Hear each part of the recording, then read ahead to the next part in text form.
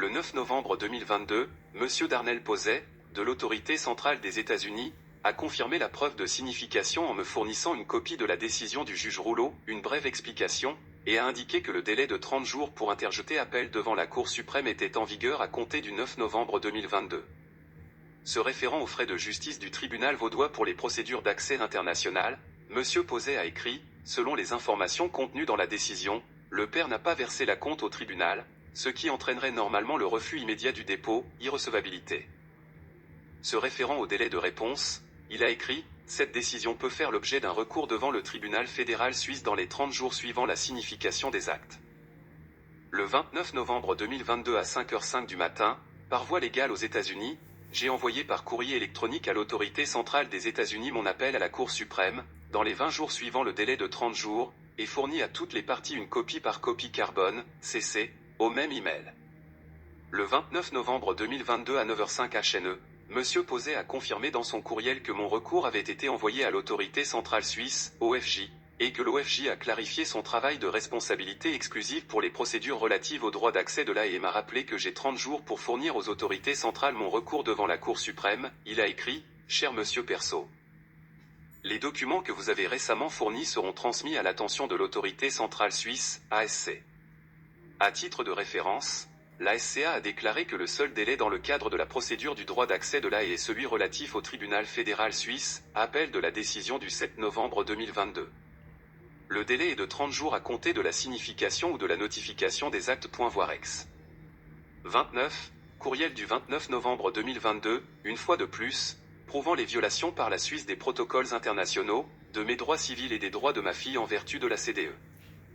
La Suisse enfreint clairement la Convention de l'AE enlèvement d'enfants, article 22, aucune caution ou dépôt, quelle qu'en soit la désignation, n'est exigée pour garantir le paiement des frais et dépens dans les procédures judiciaires ou administratives entrant dans le champ d'application de la présente Convention.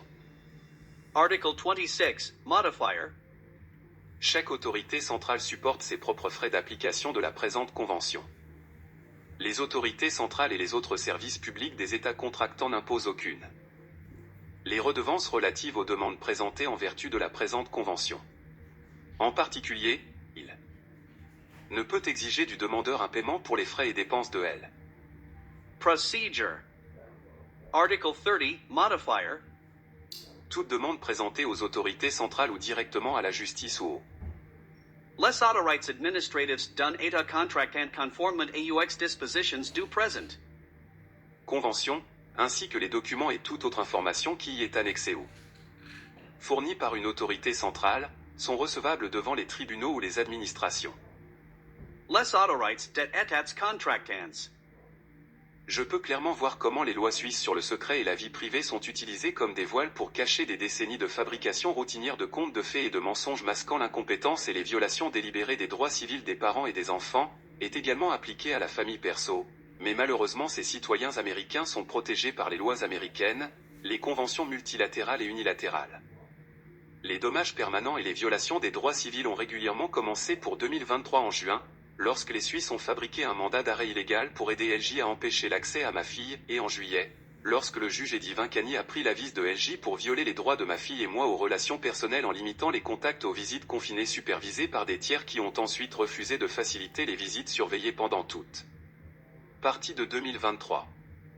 La loi américaine rend public tous les dossiers et la divulgation complète de tous les dossiers et documents, tandis que mes accréditations de presse internationale fournissent une publicité gratuite pour le dévoilement de criminels de carrière avec des diplômes de droit ou avec 2 maris et des casiers judiciaires d'abus de ma fille.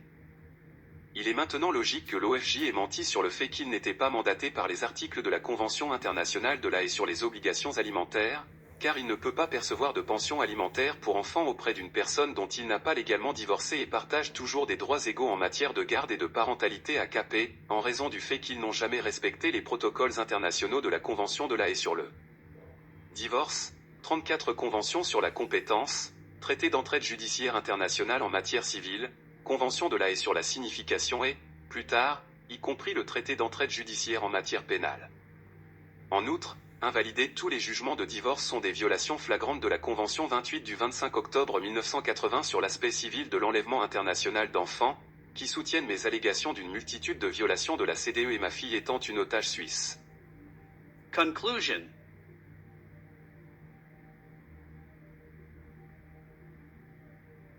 En conclusion, il n'existe pas en Suisse d'épuisement des recours internes pour ce citoyen indien et américain éthétique parmi les criminels concordants qui enfreignent la loi à tous les niveaux de l'administration, pouvoir judiciaire et exécutif. Je ne vais pas passer en revue les faits et les preuves ennuyeux dans cette conclusion que toute personne censée peut déterminer le lien entre toutes mes affirmations et les preuves irréfutables ici, mais je terminerai avec 2 derniers nouveaux éléments de preuve. Le 26 juillet 2021, avis d'enregistrement du divorce suisse dans l'État contractant, les États-Unis, le 30 juillet 2021, Léla Jaksic a contesté l'enregistrement du divorce. Dans ce que je crois être une tentative malveillante de m'empêcher de me remarier, car elle a maintenu la validité juridique du mariage du 2 septembre 2014, bien qu'elle ait commencé à commettre l'adultère en 2017 et ait commencé à pratiquer la polygamie en 2020, car elle a donc maintenu mon droit de garde égal et l'autorité parentale de Cassandra Perso. Toute l'affaire civile suisse relative au mariage, au droit de visite et au divorce est invalide, nulle, non avenue et n'a aucune autorité sur Davendra et Cassandra Perso, car ces 2 parents maintiennent la validité du mariage dans lequel Capé a été conçu. Les lois nationales ont été violées lors de l'engagement illégal de poursuite, les lois internationales ont été violées en ne dissolvant pas le mariage, et les droits civils de ma fille et de moi continuons d'être violés par les autorités suisses le ledit territoire. Voir ex. 30, 26 juillet 2021 avis d'enregistrement de divorce, et ex. 31 certificat de mariage de l'État de Washington, du 2 septembre 2014, certifié par le directeur des dossiers et des licences du comté de King le 22 septembre 2023. Ma réponse au Haut-Commissariat aux droits de l'homme du 6 mars 2023 est maintenue. Mes dépôts auprès du HCDH d'octobre 2020, du 23 mai 2022 et du 7 août 2023 sont maintenus. Les violations par la Suisse de la Convention relative aux droits de l'enfant, les articles 2, 3, 4, 5, 7, 8, 9, 10, 11, 12, 14, 16, 18, 19, 24, 25, 26, 2, 27, 4, 28, 3, 29, 1, A, C, 30, 32, 1, 33, 34, 35, 36, 37, A, 39, 41, B, 44, 2, sont maintenus. Cordialement. Au nom de Cassandra Amina Prasad. Devendra Prasad, 09 October 2023.